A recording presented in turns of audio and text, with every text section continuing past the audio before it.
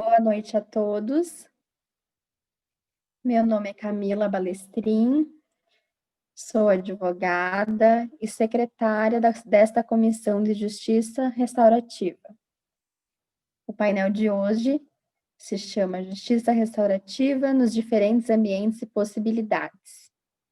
O painel tem a duração de 1h30 e os nossos palestrantes são a presidente doutora Patrícia Santos e Costa, Dr. Marciel Evangelista Catânio e a administradora Adriana Alcântara Mota. O Dr. Marciel é filósofo, nosso filósofo da comissão, advogado, professor. A doutora Patrícia é advogada, também professora, facilitadora de práticas restaurativas, e a Adriana tem amplo conhecimento em práticas restaurativas e também em gestão comercial. Lembrando a todos que o bate-papo está aberto e quem quiser fazer perguntas, eu vou fazendo a mediação e apresentando as perguntas aos nossos painelistas. Doutor Marciel, queira, por favor, dar início ao nosso painel. E obrigada, já agradecemos a todos em nome da comissão estarem nessa quinta-feira à noite nos ouvindo. Boa noite, Camila. Boa noite, Patrícia e Adriana. Boa noite a todos e todas vocês que estão participando deste encontro com a Comissão de Justiça Restaurativa da OAB Santa Catarina, neste momento em que celebramos o mês do advogado e desta função social de grande importância que é o exercício da advocacia e contribuindo para que se possa restabelecer o direito na sociedade. A nossa conversa é sobre justiça restaurativa e as suas muitas possibilidades, e eu vou me ater nessa primeira participação a alguns conceitos que devem ser sempre relembrados quando conversamos sobre um tema tão desafiador. Primeiro, gostaria de lembrar que o conceito de justiça ele deve estar sempre diante dos nossos olhos, na nossa mente, no nosso coração, no exercício das nossas atividades de iniciativa. A justiça ela é uma contemplação da harmonia e do equilíbrio.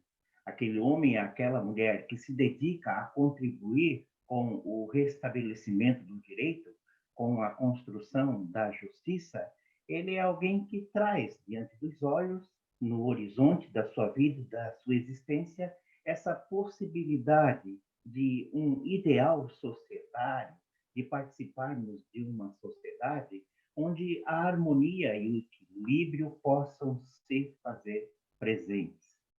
Então, a justiça, ela dá para todos nós um compromisso na relação com as pessoas e também com as coisas. A justiça é esse ideal, é esse sonho de que viver em sociedade é possível, que as pessoas podem, para além dos diferentes interesses e objetivos e projetos de vida, conviver respeitosamente. A justiça, mais do que um sonho, um ideal, é uma necessidade para todos nós. Por isso que a justiça restaurativa, ela vem nos dizer que a justiça, a realização da justiça, a busca desta harmonia e deste equilíbrio nas relações sociais é compromisso de todos. Não só daqueles que se dedicaram ao estudo do direito ou que exercem a advocacia. A justiça restaurativa vem nos dizer que todos nós estamos interessados na harmonia e no equilíbrio. Todos nós queremos viver num mundo e em ambientes em que a paz seja possível e as pessoas sejam respeitadas. A justiça restaurativa é um movimento que já está presente no mundo há cerca de 70 anos e busca trazer um novo olhar sobre o conflito e o delito. Então, uma nova compreensão, com novas possibilidades de resolução de conflitos. Ela, de um certo modo, nos recorda essa responsabilidade de todos pelo ambiente de harmonia e de equilíbrio. Isso na nossa casa, na escola, nas organizações sociais, nas organizações empresariais, em todos os ambientes onde as pessoas estão convivendo e compartilhando espaço. A justiça restaurativa vem nos recordar desta possibilidade de encontrarmos meios de resolução dos conflitos, onde todos os envolvidos se sentem responsáveis e comprometidos com a construção de relações onde a paz seja, de fato, uma realidade. É por isso que esta nova compreensão trazida pela justiça restaurativa implica numa substituição da mera retribuição por uma restituição criativa do que seja necessário para construir um ambiente de paz. Então, a justiça restaurativa, ela busca uma redefinição de papéis com um empoderamento da vítima, do ofensor e da comunidade. Nós buscamos, através da justiça restaurativa, restaurar os danos, os vínculos e as relações. Por isso que a justiça restaurativa, mais do que aplicar objetivamente a lei, ela busca compreender a situação de todos os envolvidos quando o conflito se faz presente. E vocês bem sabem que a vida em sociedade ela é conflitiva. Todos nós nos esforçamos muito, mas o viver com os outros é extremamente exigente. É necessário que a pessoa tenha uma capacidade de sair de si e ir ao encontro do outro, uma capacidade de perceber o outro nas suas necessidades e interesses, uma capacidade de reconstruir relações. Todos nós somos responsáveis para que os relacionamentos que estabelecemos ao longo da vida deem certo. Então, sempre que o conflito aparece, sempre que o conflito se estabelece, é necessário se perguntar, e é isso que a justiça restaurativa faz, quem sofreu o dano, quais as suas necessidades, quem tem a obrigação de supri-las, quais são as causas do conflito, quem tem interesse na situação e qual é o processo apropriado para envolver os interessados nesse esforço comum de tratar das causas e corrigir a situação.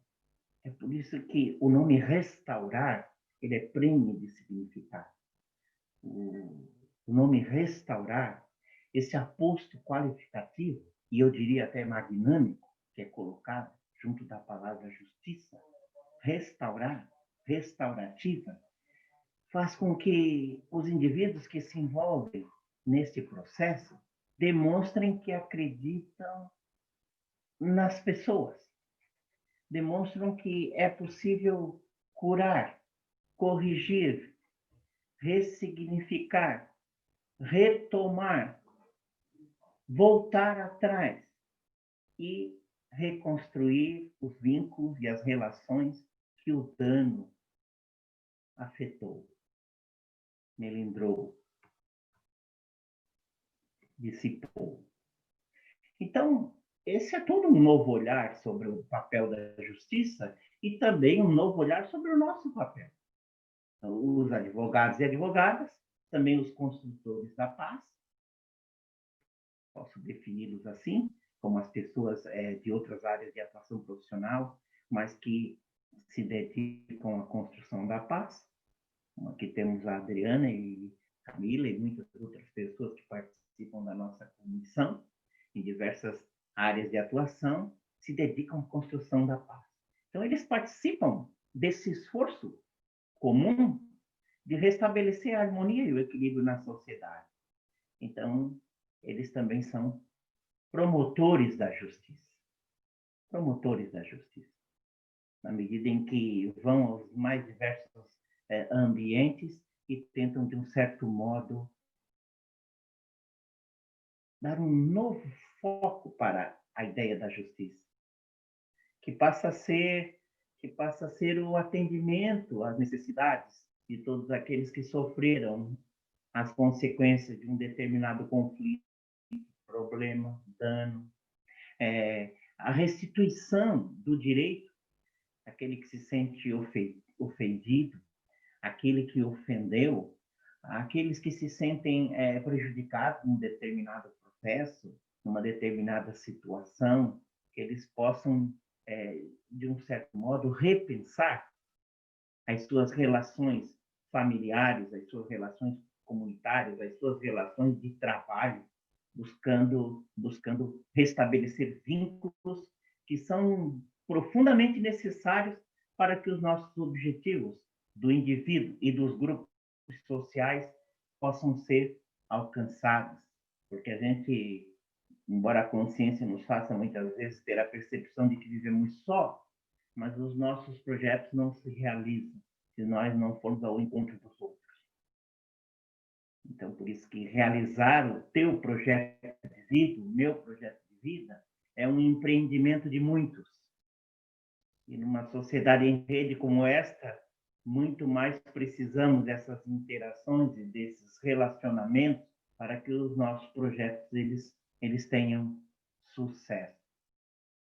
Por isso que na justiça restaurativa é de fundamental importância exercer aquilo que Habermas chama de ação comunicativa. O direito, o advogado, ele é desafiado a deixar de lado a prática do direito como uma linguagem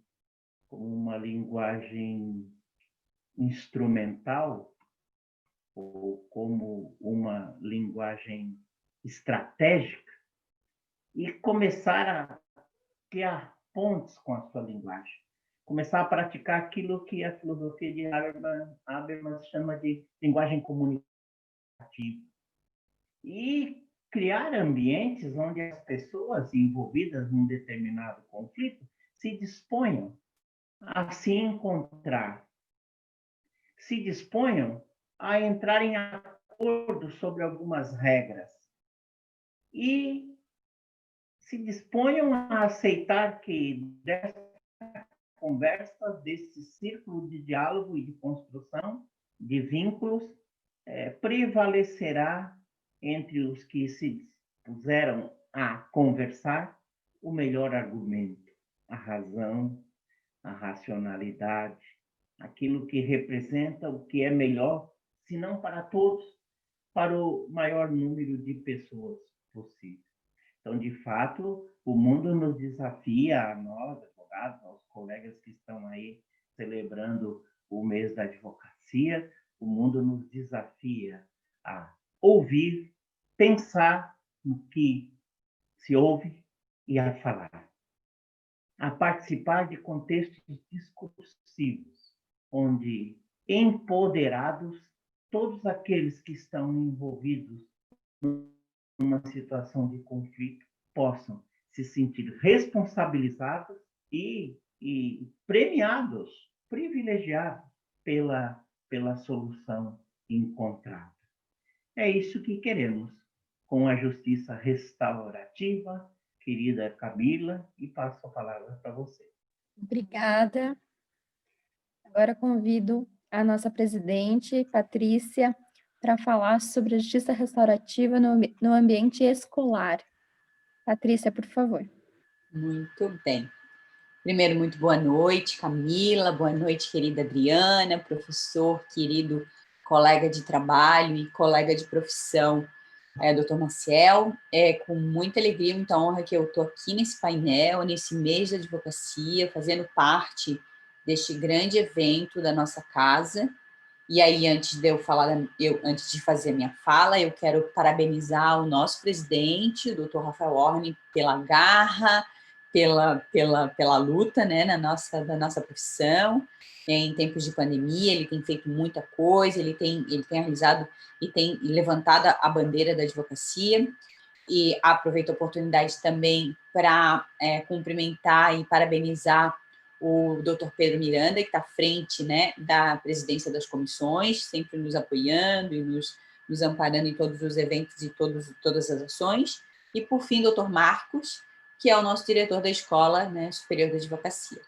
Então, cumprimentando todos esses e aqui os nossos participantes e quem está nos ouvindo, eu começo, né, abrindo a minha fala dizendo que o nosso painel, que é o painel que fala das possibilidades, dos desafios, do que a justiça, dos contextos em que a justiça restaurativa pode alcançar, ele dialoga e se comunica muito com muitos painéis e muitas falas que esse evento já fez e vai fazer nesse mês, né? Que são falas que trazem as possibilidades, as outras possibilidades de resolução de conflitos e não só do Poder Judiciário, né?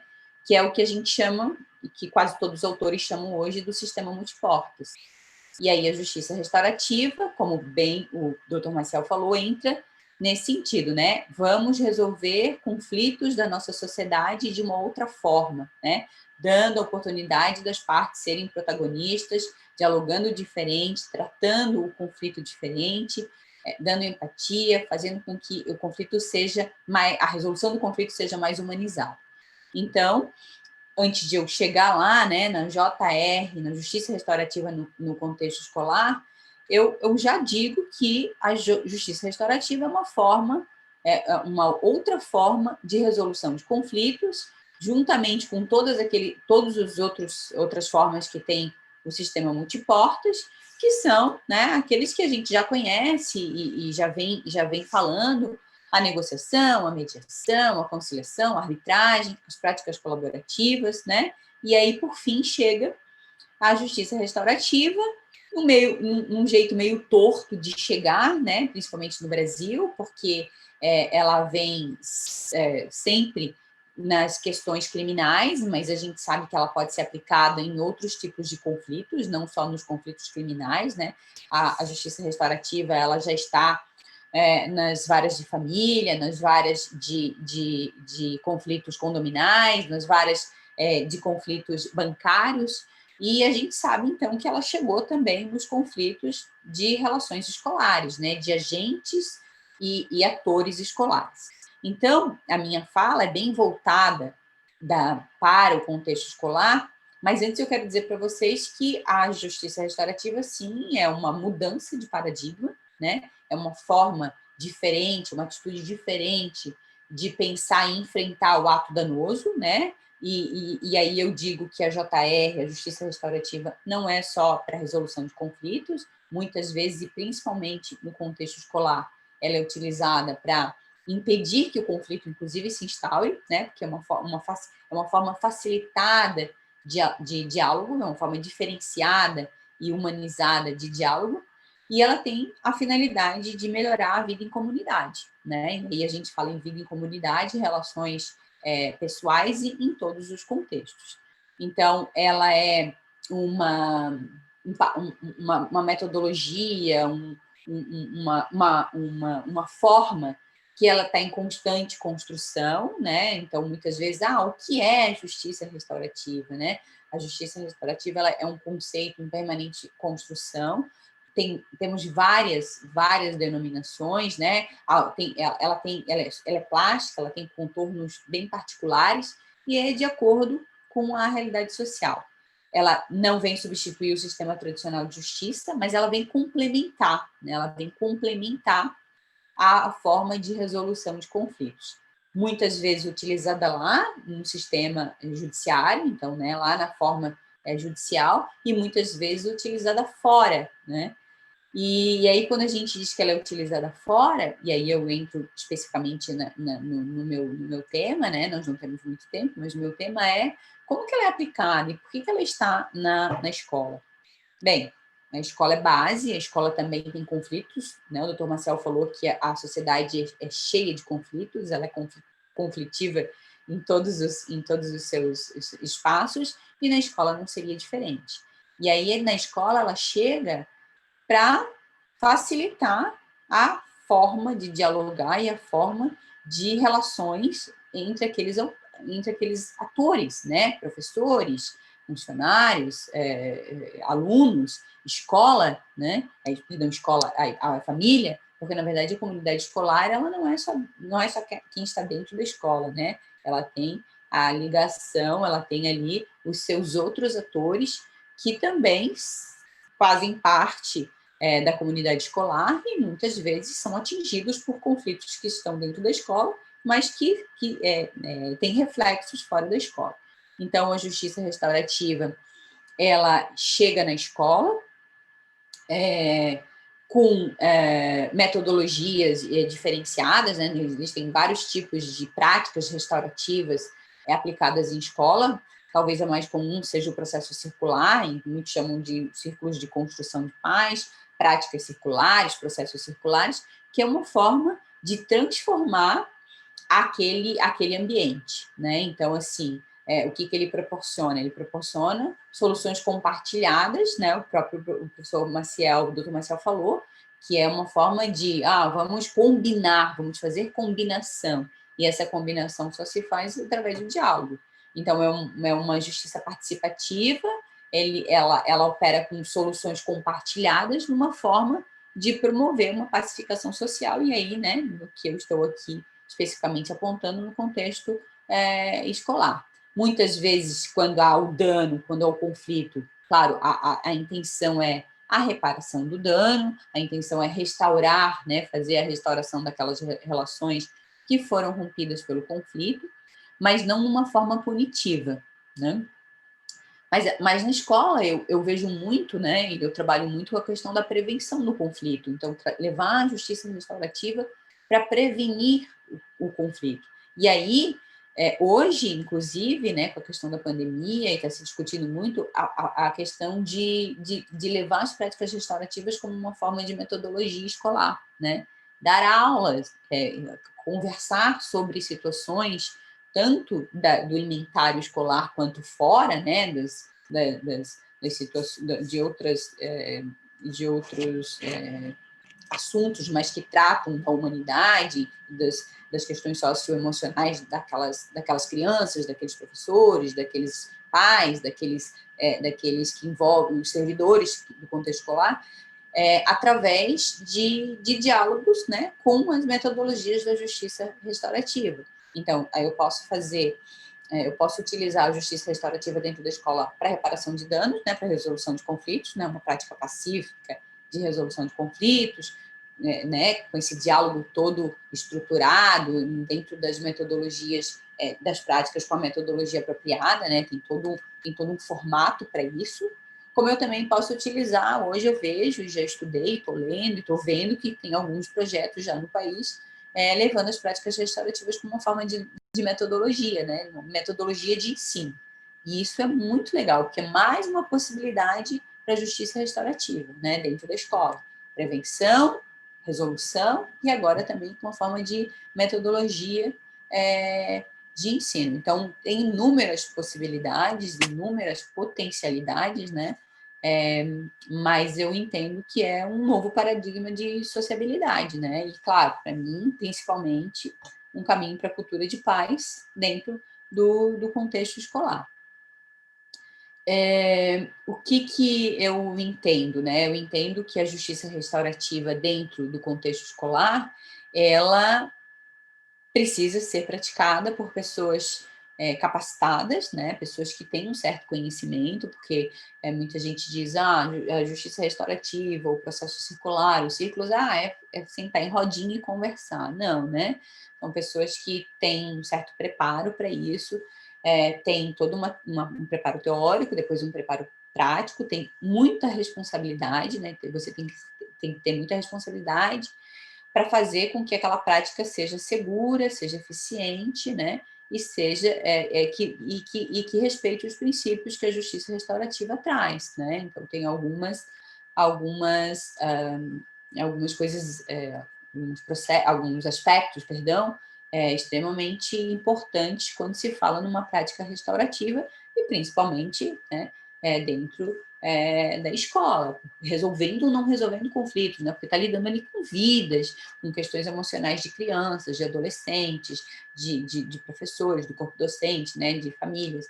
Então, o processo circular, ou a prática restaurativa, ou o círculo de construção de paz, ele tem inúmeros nomes, é um encontro de pessoas que decidem, que querem pensar, que querem entender, que querem conversar, e estabelecendo relações parceiras solidárias, mas de uma forma muito cuidadosa, né? Por isso, a importância de ter um facilitador, e muitas vezes um co-facilitador, né? Para mediar esse processo. Muitas vezes, dentro das escolas, a gente pode fazer, né, como resolução de conflitos, como minimização, ou impedimento que o conflito se instaure, ou até como metodologia agora, pode se estabelecer um plano de ação, né, fazer combinados com aquelas pessoas ali, né, por isso que é bastante importante, assim, as pessoas se conectam, as pessoas se respeitam, as pessoas estreitam os laços e ainda fazem combinados, né, combinados na sua convivência, combinados naquela resolução daquele conflito. Então, eu entendo que ela constrói um ambiente super equitativo, super saudável, um ambiente adequado, tanto de trabalho para aquele corpo docente, para os diretores, quanto para o corpo discente que está ali todos os dias, né? E que vai todos os dias para a escola. Então, para mim, é uma forma afetuosa de lidar com as pessoas, né? Não é paz e amor, não, né? Se falam coisas sérias, mas é uma forma diferenciada de resolver, de lidar com as situações conflituosas ou não conflituosas, né? Para mim, um círculo é acolhimento, né? Se acolhe aquele grupo, se acolhe aquela pessoa, é isso que se leva, e é isso que se pretende com a justiça restaurativa dentro das escolas. E aí, para mim, a justiça restaurativa, ela promove a cultura de paz, sempre, em todos os contextos. Ela ela me convida, né? Eu convido os participantes a fazer uma reflexão sobre aquela situação que está se discutindo, né? E vai impactar, claro, com a pacificação social, com a saúde no trabalho, com a prevenção da violência, com uma convivência muito mais harmoniosa dentro daquele contexto escolar. Eu tenho né, alguma experiência dessas práticas em escolas, tanto eu como facilitadora, como conduzindo grupos e alunos extensionistas que fazem, assim, em praticamente todas, né, todas elas, todos que foram realizados, tiveram um bom resultado. Alguns um excelente resultado, assim, resultados espetaculares, assim, de grandes transformações, e outros viram a possibilidade dessas práticas, né, da justiça restaurativa transformar aquele ambiente escolar, assim, porque às vezes ele tem resistência, né? Então nem todos os círculos de início eles se transformam. É um trabalho que vai se fazendo na escola, que vai se adequando àquela realidade, né? Mas praticamente todos os que eu acompanhei tiveram, sim, alguma transformação naquele contexto, né? Através do quê? Através de tudo isso que o Dr. Marcel falou, né? De todo esse entendimento, essa base, essa questão do protagonismo, de restaurar as relações e não de punição. E também, claro, né? Depois da prática de pensar que essa justiça restaurativa, através das práticas restaurativas, né? Processos circulares podem, então, fazer essa transformação, transformar o ambiente e então, plantar aí a semente da pacificação social. Eu não sei se a gente para fazer pergunta agora, ou se tem alguma pergunta, ou se eu posso continuar, Camila? Temos perguntas, sim, doutora. Como ficou claro na exposição, as práticas restaurativas elas não servem apenas para resolver conflitos, certo? No contexto escolar, nesse momento que nós estamos vivendo de pandemia, os círculos de construção de paz seriam uma boa alternativa? Com certeza, E né? como fazê-los? Na verdade, antes da pandemia, já se falava em fazer círculos, porque ele é um processo pessoal, né? Nós estamos ali, sentados em círculo, uns olhando para os outros. Muitas vezes tem abertura e fechamento das pessoas se tocarem, né? Então, fazer algumas dinâmicas de toque, de olhar. E aí, antes de tudo isso acontecer, se questionava muito, né? Fazer círculos pelo computador, fazer círculo pelo WhatsApp. Eu participei já de um círculo pelo grupo do WhatsApp, né? E aí as pessoas todas tinham, não receio, mas tinham, não desacreditavam nisso, né? O que aconteceu? A pandemia veio, né? Transformou muitas situações e tivemos que nos adaptar na questão virtual e remota, e os círculos também aconteceram. Então, tem vários projetos, várias ações que estão acontecendo, principalmente dentro de escola, uma boa pergunta, né? Rio Grande do Sul, que a gente sabe que é referência em justiça restaurativa, lá tem várias escolas que estão fazendo apoio e acolhimento com os professores, com as famílias, nesse momento virtual, e fazendo círculos restaurativos, círculos de construção de paz, da forma remota, né? Eles não estão sentados em círculos, eles estão sentados como nós, cada um na frente do seu computador, mas a gente consegue fazer a metodologia, utilizar os princípios, né? E toda a essência do círculo conversando de modo como se fosse um círculo real, né? Então, assim, aquele descrédito que tinha, ele foi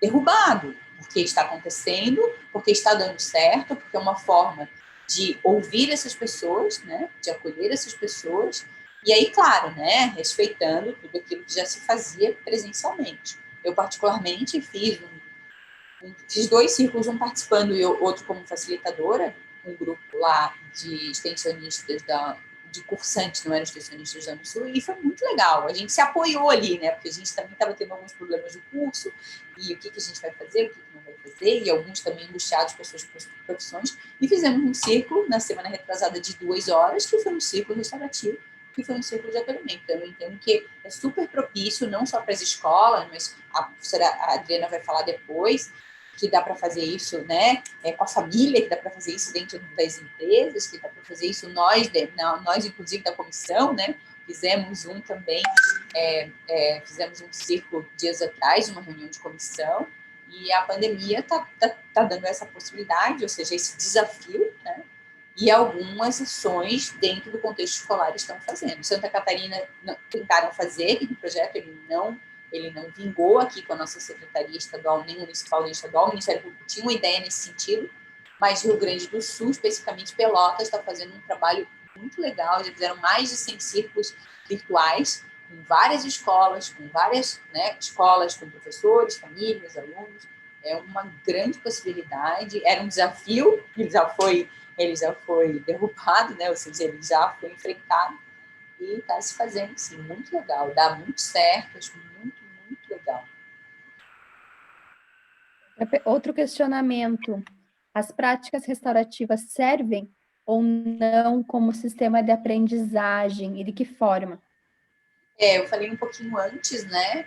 Serve sim, na verdade, a própria Kay Prentice, que foi a precursora que trouxe isso, né?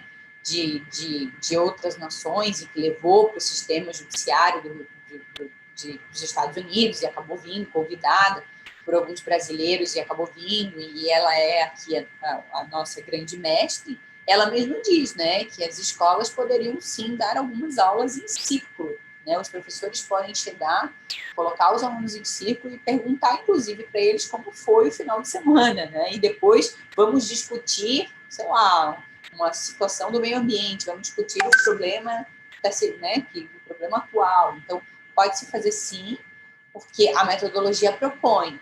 A gente pode adequar, né? Eu falei para vocês que a justiça é uma parte que eu não posso dizer que ela é só para resolução de conflito, ela não é só do direito penal, ela veio se adaptando, né? Alguns autores bem tradicionais entendem que ela é do direito penal, eu entendo que não, né? Eu entendo que ela se infiltrou em outros aspectos, e aí chega no ambiente educacional e pode sim ser utilizada como meio de aprendizagem, né? A gente pode até adaptar, mas as práticas restaurativas oriundas da justiça restaurativa podem ser, sim, utilizadas como meio de aprendizagem pelos professores, pelos educadores, pelos diretores, pelos próprios alunos, se quiserem fazer alguma discussão ali de algum assunto, com certeza. Certo, obrigada, presidente.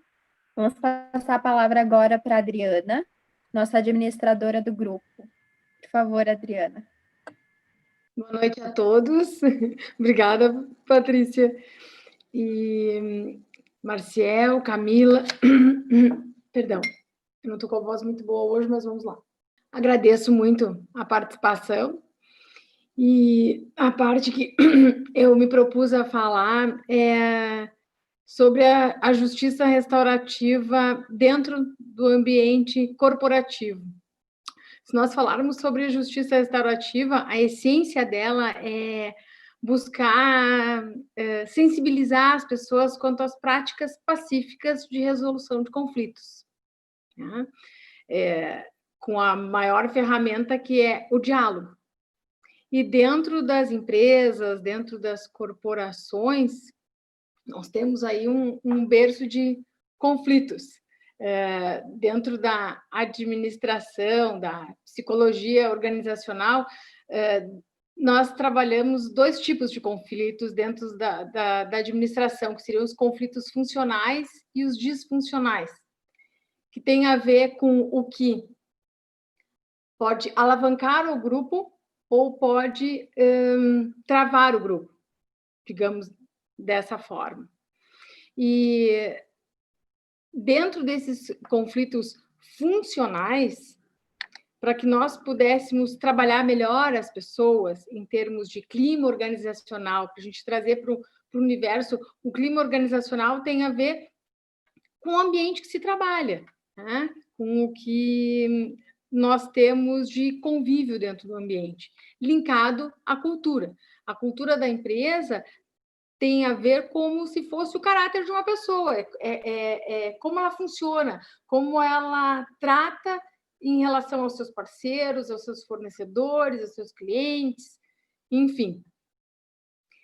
E a prática restaurativa, trabalhando a gestão de tanto transformar quanto buscar realmente tratar as pessoas de uma forma diferente, tratar conflitos, ouvi-las, ela tem tudo a ver com o ambiente organizacional. Porém, essa prática ela não é uma prática muito comum dentro do ambiente corporativo. Mas ela tem inúmeras possibilidades em função de nós conseguirmos trabalhar que as pessoas sejam ouvidas. Quando eu digo que ela não é comum, quando a gente trabalha a questão de empresa, automaticamente a gente pensa em quê? Em hierarquia. E um dos pressupostos da prática restaurativa é trabalhar em círculo. E o círculo, ele não tem uma hierarquia. Todos somos iguais, né?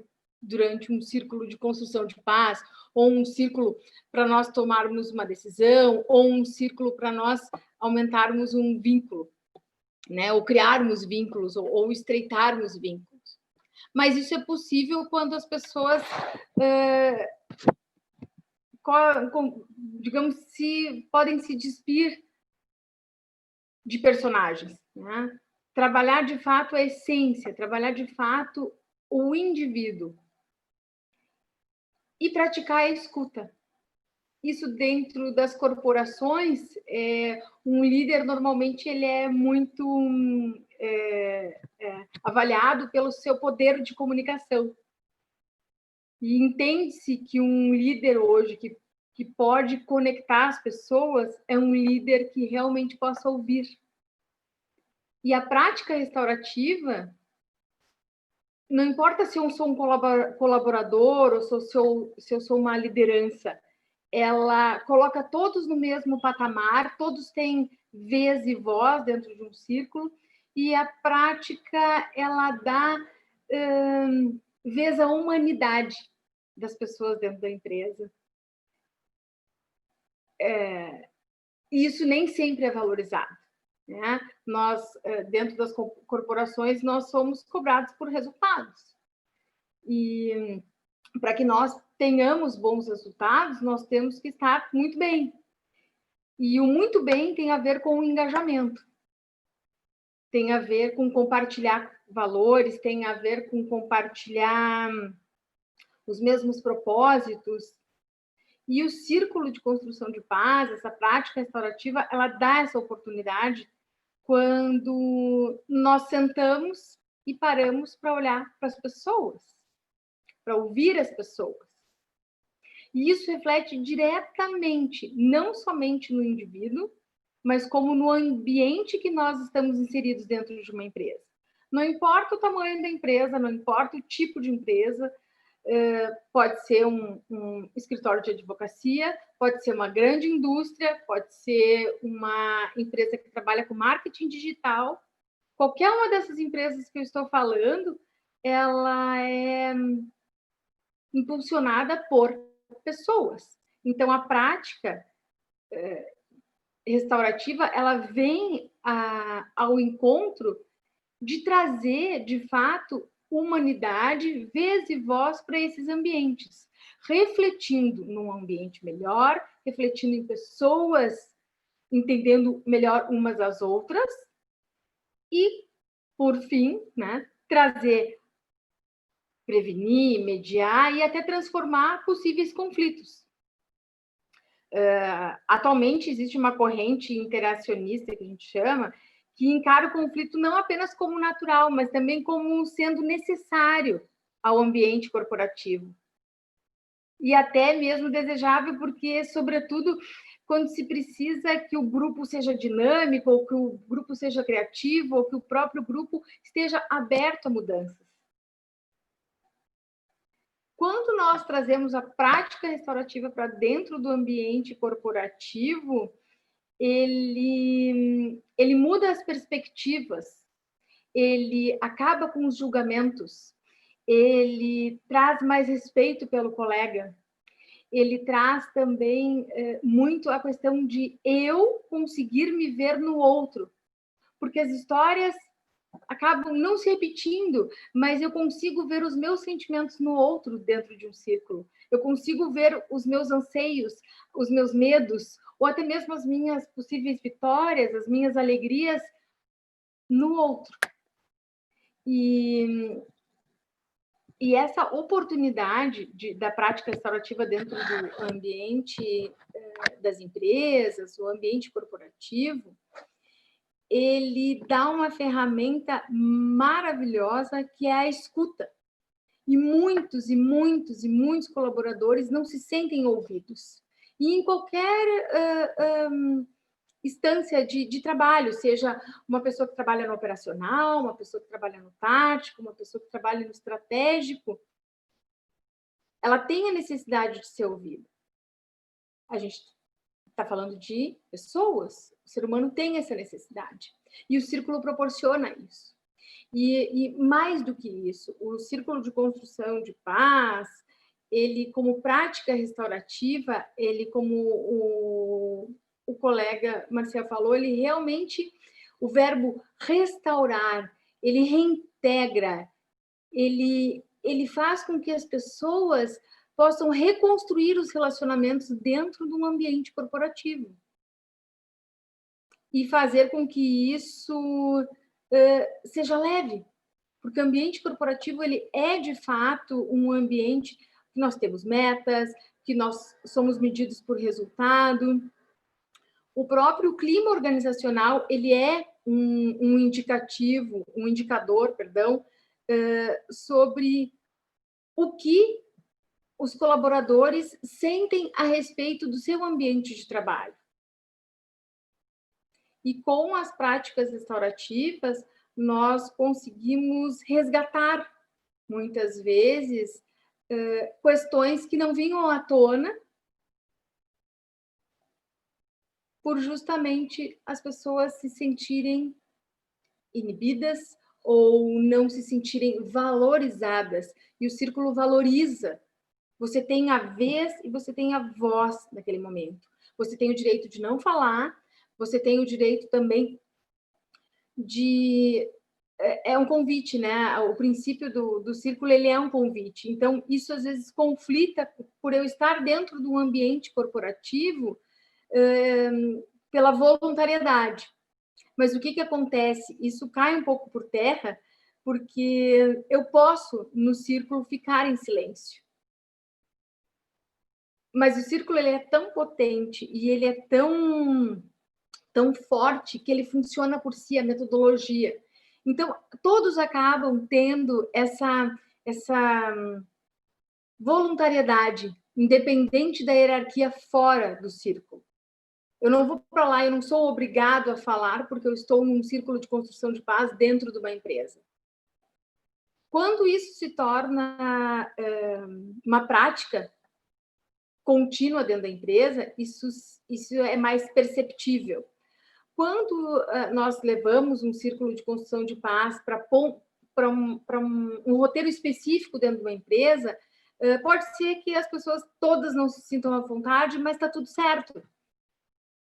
E quando nós fazemos isso continuamente, isso é trazido para dentro da cultura da empresa, isso é abraçado pelo grupo como uma possibilidade de realmente estreitar os laços, de ser ouvido, de ser respeitado, de fazer a diferença, de se sentir parte realmente de um todo,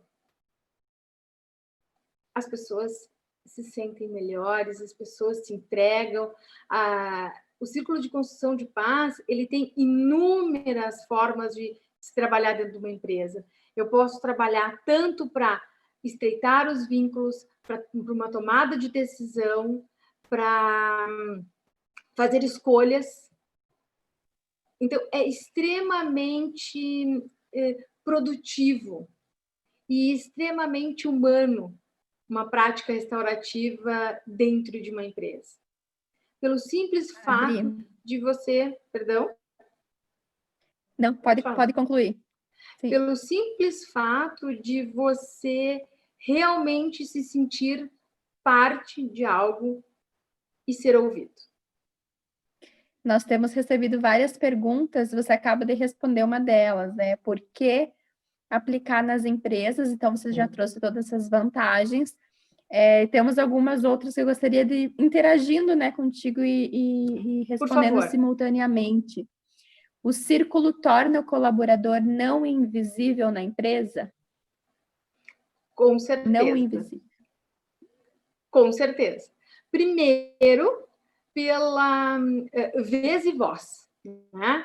Segundo, pela horizontalidade, né? Ele tem o direito de falar ou não falar, e ele tem a sua vez de falar e a sua vez de escutar.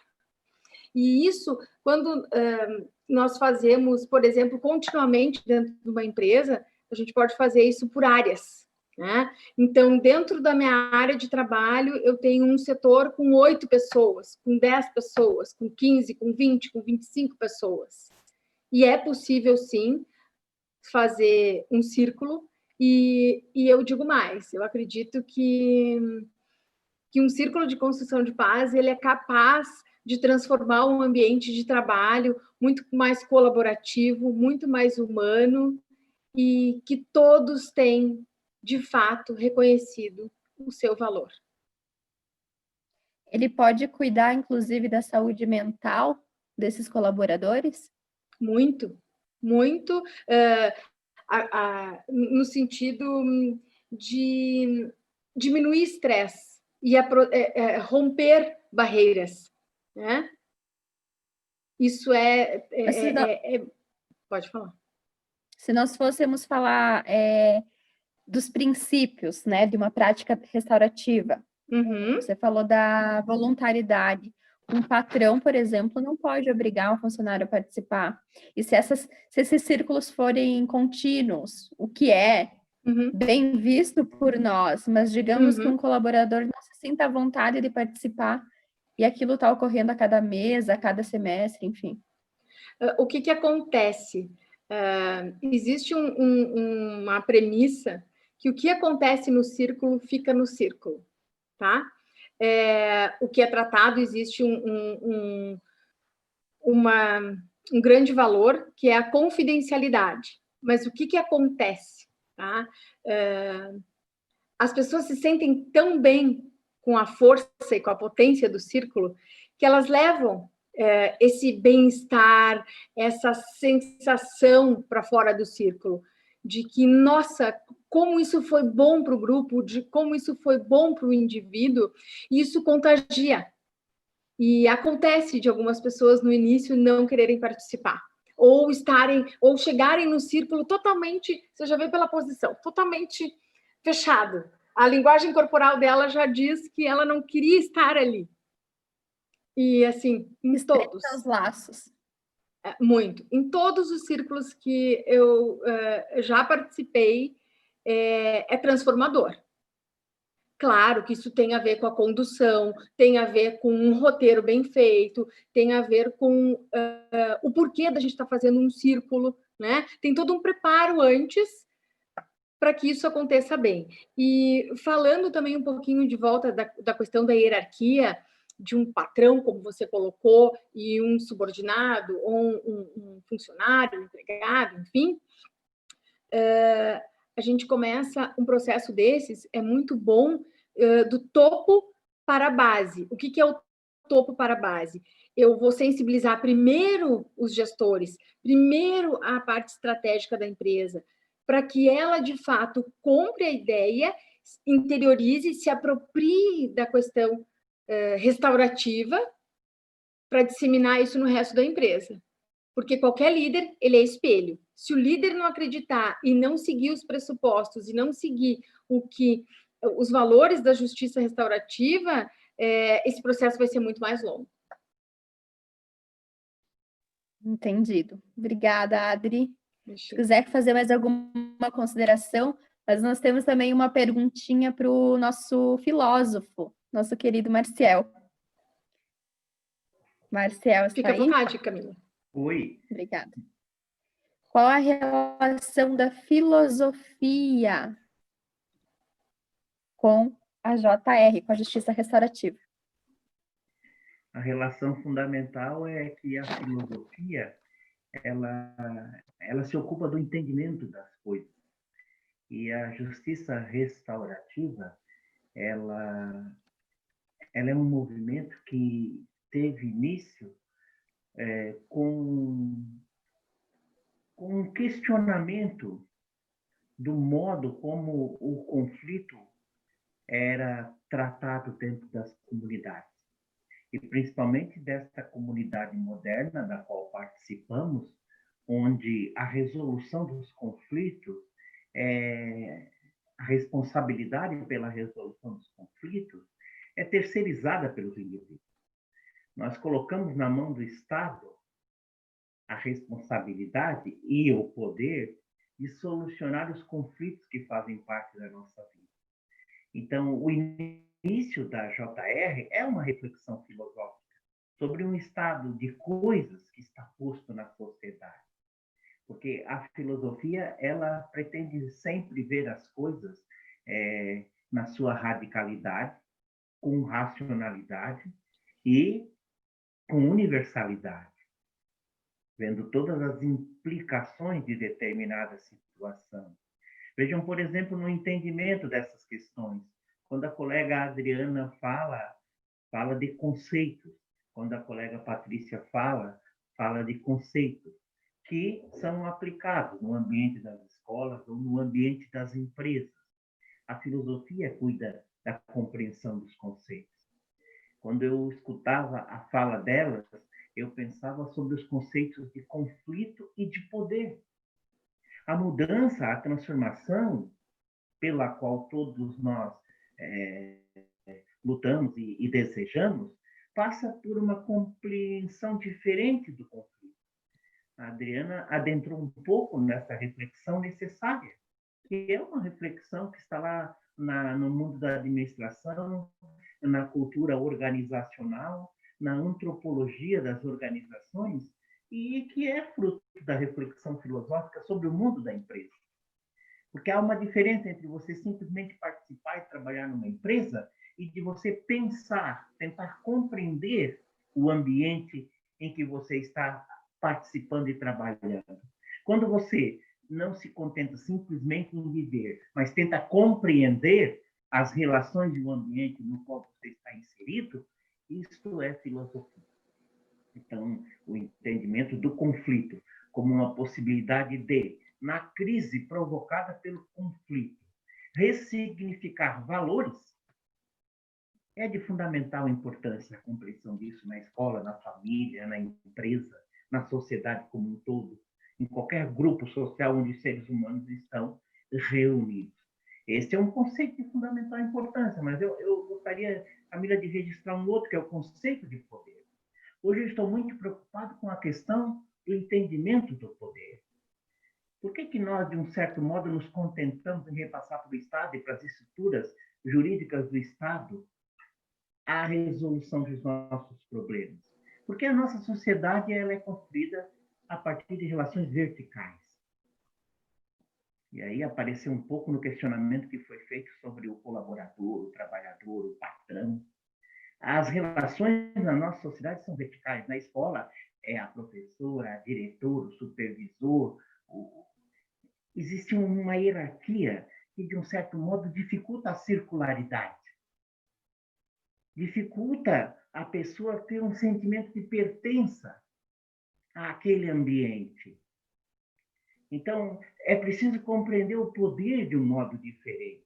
Por isso que a JR ela bebe na fonte tribal, de experiências tribais, experiências que estão na formação antropológica do ser humano e que nós precisamos resgatar, em vez de relações verticais, relações horizontais, relações onde todos possam se sentir empoderados.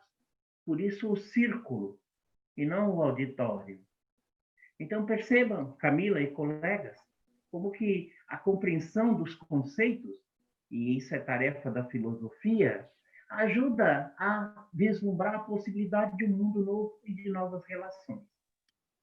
Ok? Perfeito. Volta a palavra para a Adriana, se ela quiser complementar e terminar a fala dela. Não sei se já tinha concluído, eu interrompi com as perguntas. Não, não tem problema. Eu até complementando o Marcial, eu gosto muito de um conceito que é o conflito é um estado de tensão que produz uma mobilização para operar mudanças e melhorar resultados. Então, essa tensão dentro do ambiente corporativo existe. E nada melhor, dentro da minha experiência, que uma prática restaurativa para buscar operar mudanças e melhorar resultados. Nas pessoas, para as pessoas. Adriana, se tu me permite, Adriana, gostaria de colocar junto desta tua fala a palavra crise. O conflito ele desencadeia numa crise.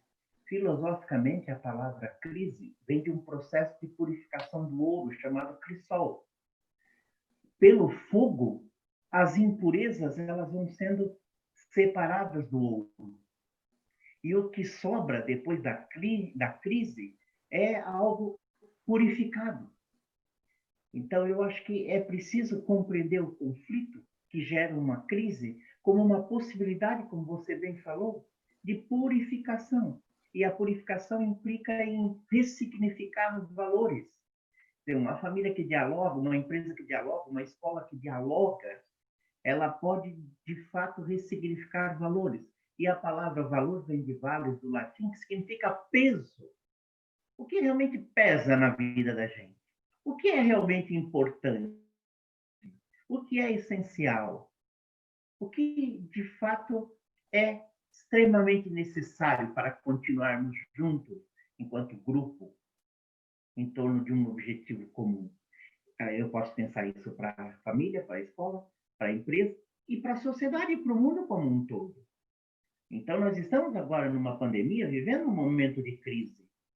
E nós estamos, de um certo modo, dentro das nossas casas, repensando tudo. O que, de fato, precisa permanecer na minha vida?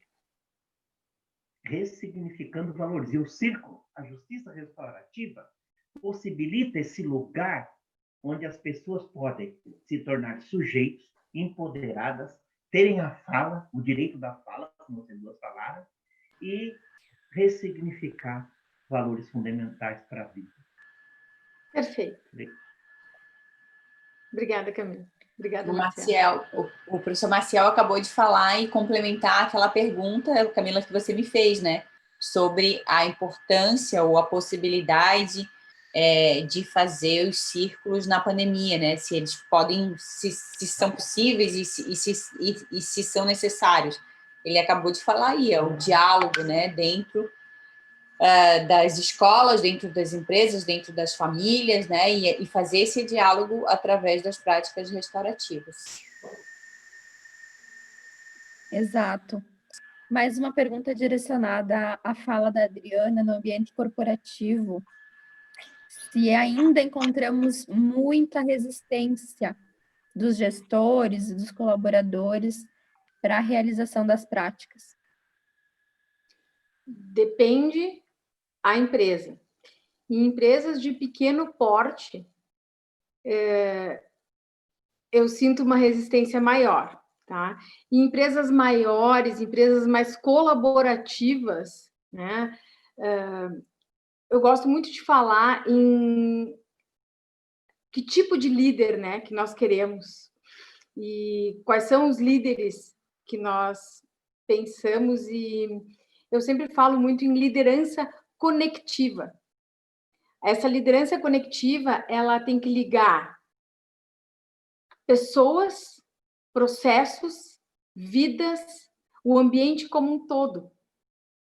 E eu vejo que dentro de qualquer empresa que um líder tem esse perfil aberto, se torna mais fácil de levar uma prática restaurativa para dentro de uma empresa. Tá? Por exemplo, no meu caso, particularmente, eu conheci a justiça restaurativa justamente numa reunião em uma empresa, que é uma empresa que não é bem uma empresa, na verdade, ela é uma empresa porque era uma reunião de gestores e de professores voluntários. Tá? Era uma ONG, tá? E, na verdade, ela é uma instituição religiosa numa determinada cidade, e eu fui prestar voluntariado lá.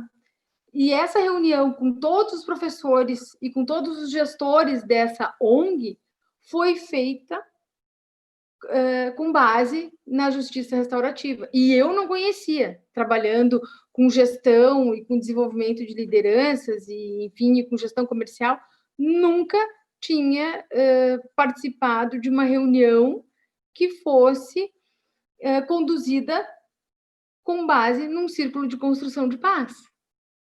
E eu fui arrebatada, exatamente assim, a palavra é essa. Nossa, como que eu nunca soube sobre esse assunto, e fui buscar informações, e fui buscar formação, e fui atrás, e a partir de então, uma reunião nunca mais foi a mesma para mim, um ambiente de trabalho nunca mais foi o mesmo para mim, e para todos na minha volta. Né? Tudo bem que eu ocupava um cargo de gestão, mas eu tinha um belo de um recursos humanos que poderia me apoiar e me apoiou, e disseminamos. Não exatamente com todos os pressupostos da JR, mas com a intencionalidade de dar vez e voz para as pessoas e com que essas pessoas se sentissem engajadas e parte de um todo e respeitadas. Ótimo. Patrícia, no ambiente escolar, a gente sabe, né, quem já tem algum contato com a metodologia da justiça restaurativa, que uma das bases é a comunicação não violenta. Como estabelecer esse tipo de comunicação se for feito um círculo entre crianças, por exemplo, que estão resolvendo determinado conflito ou não, ou previamente, mas que eles não têm esse tipo de diálogo no ambiente da casa deles. Então, como estabelecer essas regras da comunicação não violenta como uma novidade para muitas pessoas? Não é nada fácil, né? Porque a comunicação não violenta, ela não é fácil entre os adultos, entre as pessoas que têm um pouco mais de, ou tendem a ser um pouco mais racionais, né? Ou mais equilibradas. Com as crianças, na verdade, é uma questão de combinados, né? Quando a gente vai fazer um ciclo com crianças ou com adolescentes, a gente faz os combinados ali, e aí tem uma questão que é o bastão da fala, e que daí a gente explica que eles devem falar só quando estão com o bastão da fala, e falar em primeira pessoa, não sempre fala de si, não do outro, né? Para não ter essa questão de acusação. E aí a gente fala muito em não julgamento, tentar não julgar, da questão da empatia. Então, é uma forma de conduzir ali aquela prática e mostrar para eles que é possível, sim, se comunicar de uma maneira diferente e se colocar no lugar do outro, né? Ter uma certa empatia quando alguém está contando a sua história, quando alguém está contando o seu problema. Então, é muito tranquilo, porque, como a Adriana falou, né? O círculo tem a sua magia, tem a sua potência, tem a sua força, porque ele tem todo um formato, uma estrutura para funcionar, né? E aí eu posso falar, eu não vou, né? Nos elementos tem as diretrizes, os combinados, tudo isso é feito durante o ciclo para que a pessoa se sinta confortável, segura e queira falar, né? Porque também ela tem vez e voz para falar, ela pode não falar, mas quando ela fala, ela se sinta acolhida para falar. Posso complementar, Patrícia? Claro. Eu acredito que não somente os combinados são muito fortes, né? Mas quando nós declaramos valores e diretrizes, isso é construído com o grupo. Então, o que acontece? O facilitador de uma prática restaurativa, ele é parte integrante do todo, mas ele facilita o processo no sentido de trazer a metodologia para que a metodologia aconteça. E dentro dessa metodologia, os combinados, os acordos, as diretrizes e os valores declarados para que eu me sinta confortável, que eu me sinta seguro dentro daquele ambiente, ele é construído coletivamente. Então, isso facilita a comunicação, ele dá um norte. A questão do que a Patrícia falou, da primeira pessoa, eu falo sobre mim. Eu falo sobre os meus sentimentos, sobre as minhas inspirações, sobre as minhas histórias. Eu vou me enxergar na fala do outro. Independente da idade, isso acontece. E quando se fala de CNV, nós temos muito. Eu digo que CNV não se aprende, CNV se vive. Né? É uma busca constante para que nós não tenhamos falas violentas, né? Então, é uma construção, isso é uma construção. E eu acredito que todo educador, todo professor, qualquer pessoa consegue fazer isso desde que tenha o movimento de querer, né? E o praticar. Colegas, eu também queria dar uma palavrinha nesse tema, pensando nos meus 30 anos de experiência no magistério superior. A escola, a universidade, nós estamos conversando aqui na escola, se bem que nós realizamos um círculo com uma primeira fase do curso de Direito, né, Patrícia? E foi um ciclo de acolhida, né? Foi muito bom mesmo, também na universidade. Mas a escola, ela precisa ser um lugar que suscita esperança. A escola, ela precisa dizer para aquele menino, para aquela menina, que um novo mundo é possível. Então, a pergunta, ela veio no sentido de dizer, mas se a criança não vive um ambiente de respeito ou de comunicação não violenta em casa, se ela não vive isso em casa, a escola precisa ser um mundo diferente. A escola precisa mostrar que é possível um mundo diferente. A escola, ela precisa colocar esperança no coração desta, que muitas vezes sofre violência no ambiente familiar. Muitas. E depois da escola, a empresa precisa, muitas vezes, mostrar, se a experiência da escola não foi boa, que um novo mundo é possível. E se for necessário ir até o judiciário tem que ser um lugar com capacidade de mostrar para as pessoas que foram violentadas ao longo da vida, do nascer, passando pela escola, passando pelo mundo do trabalho, passando pelas relações sociais. O judiciário tem que ser um lugar onde a pessoa possa perceber que um mundo novo é possível.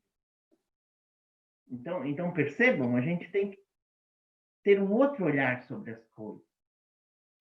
A gente precisa, de fato, e esse também é um dos idealismos nossos, né, da Comissão de Justiça Restaurativa, sempre acreditar que dias melhores virão e que um novo mundo é possível. Obrigada. Nós temos um pouco menos de 15 minutos. Se vocês gostariam de fazer as considerações finais agora, fiquem à vontade. Nós não temos, no momento, mais perguntas, tá? Na verdade, eu só quero finalizar, né, agradecendo ao AB em nome da comissão, né, pela oportunidade de a gente estar refletindo sobre o assunto que afeta a nossa comissão, agradecer vocês três pela participação também, né, pela parceria, e convidar, né, quem está nos assistindo ou quem vai nos assistir depois, porque ela fica gravada, para participar da nossa comissão, para conhecer, na verdade, de repente ir, bater um papo numa reunião, para conhecer o que a gente faz, o que a gente propõe, o que a gente quer tentar disseminar, que é a transformação do mundo, né? E que acho que nós quatro seguimos à disposição para qualquer pergunta, pelo e-mail da comissão, o nosso e-mail pessoal também, que acho que está disponível lá na UAB. E aí eu me despeço e agradeço e desejo muita saúde e muita paz para todos nós. Da mesma forma, então, agradeço, maravilhoso estar aqui com vocês, podendo falar de tempos melhores, de um mundo melhor, seja na família, na escola ou no trabalho. É muito importante esse movimento para que todos possamos ser respeitados, amados, acolhidos em qualquer ambiente. E a justiça restaurativa e a cultura de paz possibilita isso. Possibilita isso. Eu acredito, de fato. Estou aqui de coração e é algo que, como disse o Marcial, para onde eu for, a cultura de paz vai comigo. Obrigada e fico à disposição de todos. Agradeço também as colegas, a liderança da Patrícia na nossa Comissão de Justiça Restaurativa da OAB, a presença sempre carinhosa e iluminada da Adriana, com sua experiência de vida e com seu idealismo, e o trabalho da Camila, que tem se dedicado muito como secretária da nossa comissão, né? A gente percebe em tudo que ela faz realmente um carinho, um zelo, um compromisso. E Camila, que Isadora venha linda, né? Que a Isadora venha linda e que possa aí também trazer tudo isso que a gente sonha, que é harmonia, equilíbrio, esperança, né? Porque quando a gente está um pouco desesperançado das coisas, basta olhar no fundo dos olhos de uma criança. E aí a Camila vai passar por essa experiência maravilhosa, né? De compreender que a Muito vida obrigada. vale a pena e que a gente deve continuar e ter sempre fé na vida. E tudo isso está lá no fundo dos olhos de uma criança e logo, logo da tua criança, da tua Isadora. Muito obrigado. Obrigada.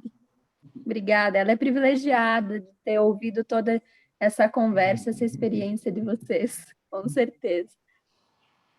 Eu agradeço também a colaboração de todos vocês. É uma honra para mim ser secretária dessa comissão, por isso que eu faço com tanto amor.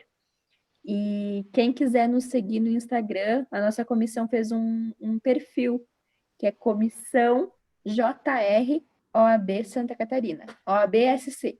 Comissão JR OAB-SC. Quem quiser nos acompanhar, fica à vontade.